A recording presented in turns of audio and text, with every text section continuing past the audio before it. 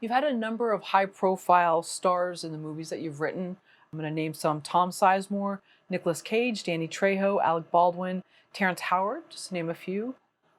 Which one has meant the most to you? Maybe it was a project that you did that something special happened. Kelsey Grammer Okay, on that's a great one. on Grand Isle with Nick Cage. Nick Cage was great too, but I would say Kelsey Grammer and I are like really had like made me a gin and tonic Oh, at nice. Okay, at his yeah. place, and we really talked. We really got into. He's kind of a genius guy, you know. I can see that. He told me, he goes, I remember when he read the script or when he was working on his scene, he was like, yeah, come to my place, we'll run lines, you know. And I was like, cool. I go over there, we drink some gin and tonic, and he's like, look, I can read a scene once and know if the writing's good, because if I can't memorize it after reading it one time, he's been done it for so long that he goes, the writing's off. And I was like, wow, that's amazing. He's done so much work. And he read it. He read it once and he goes, okay, I got it. And he goes, let's do it. And I just read it with him and he goes, okay, your writing's good. And I was like, you know, like it was just kind of wild. Like it was like a 4-page scene. Like, and he had monologues. Like it wasn't like that's how his brain just sort of has been doing it so long. It's such a muscle for him that he was like, if there's not a rhythm and a flow to what I'm saying and what I want and what the obstacle is and what's going on in the scene and what the beginning, middle, end of the scene and the obstacle in the scene and the event of the scene, if I don't immediately feel that and know that flow, like there's something off. And he was right, you know, like he was like right on point, you know. Wow. So that was cool. That was a good learning experience for me as well. And then I saw him at a party because we ended up getting like bad reviews on that movie, you know. Okay. And I remember seeing him at a party after that and going, I was like kind of like bummed out from the reviews, although partially kind of agreed with a lot of reviews for several reasons. But I was bummed out. You know, you always want your stuff to do decent. And he was like, he kind of pulled me aside and he's like, don't be bummed out about reviews, man. He's like, you ask 10 different people, you can get 10 different opinions. It's all good. We get to do this. Like we still have a blast doing this. We're all lucky. And he's 100% right, you know. We are very lucky you're very lucky when you get to make movies, you know. Right, and that's part of the job, is whether you're on YouTube or whether you're, you know, totally. making And I think films. it's a learning, people don't account for the learning curve in this business. You know, like I look at it like it's kind of good you bombed. You know, yeah, I mean, it's not good if you're a studio head and you lost your job or whatever, you know, whatever the job ramifications are or consequences are, obviously. But you definitely learn more from a failure than you do a success, by far.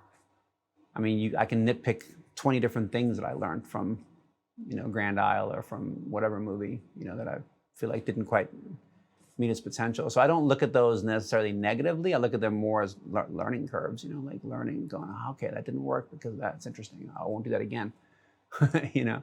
Or even from a directing standpoint, I wouldn't have shot it this way because it just doesn't really tell the story. Or there's so many things you learn from, you know.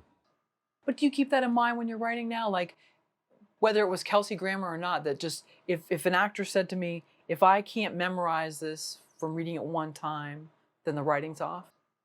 Yeah, I think about that sometimes, but he's such a rare bird with that. I would say 99.9% of actors don't have that. You know what I mean? Like, don't. Like, maybe like the ones at his level, like where they've just done so much theater and so many plays, hundreds of plays and TV shows and movies. He's just his whole life is committed to it, you know? I think that's rare, you know? But it was just kind of, I do think about it when I'm writing, yeah, to answer your question, I do. I think of it like for the flow and the rhythm of the pacing of other stuff, yeah. Mm-hmm. Do you go back and watch any of those movies with some of the actors that I just mentioned and see what they did with the material that you gave them? Oh yeah, not a lot. I mean, when they come on TV or whatever, I'll just see them. Like actually, maybe about a year ago, Grand Isle came on TV randomly when I was at our house in Woodland Hills, and I showed Laura, who hadn't seen it before, and I was like, yeah, check it out. And we watched it. Yeah, we watched most of it, I think. Yeah. Commentary on it. Okay.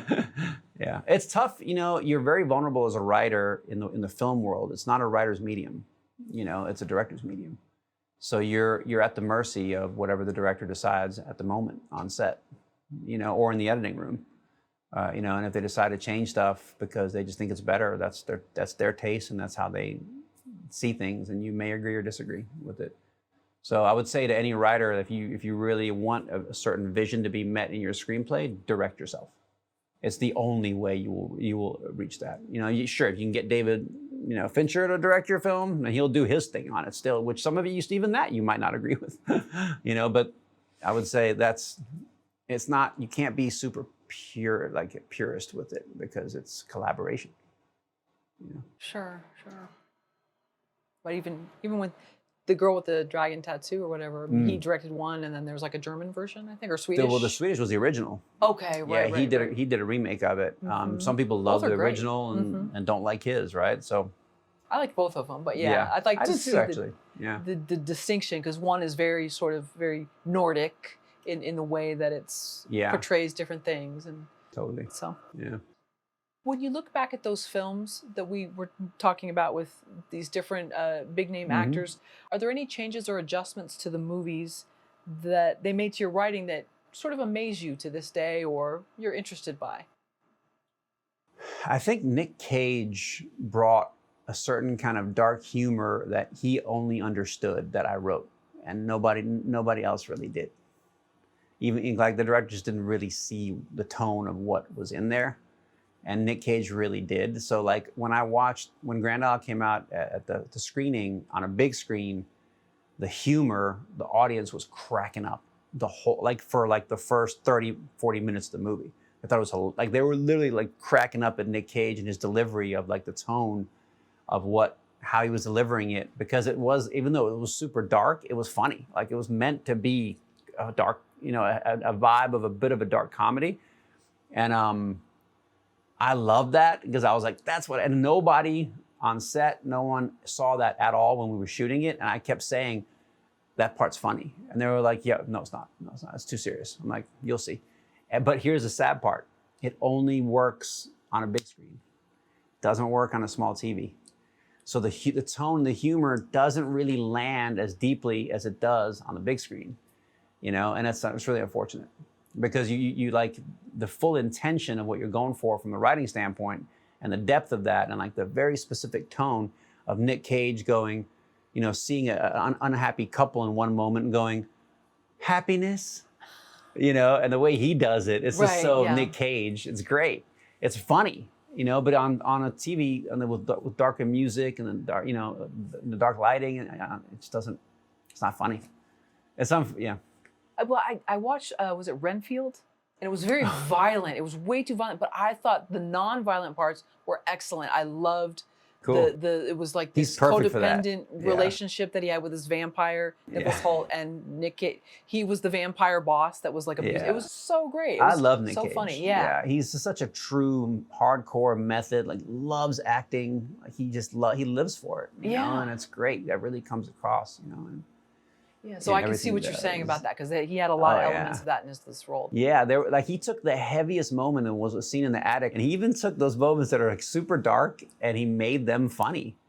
But you wouldn't, you know. But the sad part about that is, it's kind of like, if not everybody else is doing a similar tone, it kind of falls apart, because they're kind of acting in different movies to some degree. That's true. And that kind of, I would say that kind of happened a little bit on that film, you know, in my opinion. Thank you for watching the video all the way to the end. Here is a complimentary question from our book Story Questions.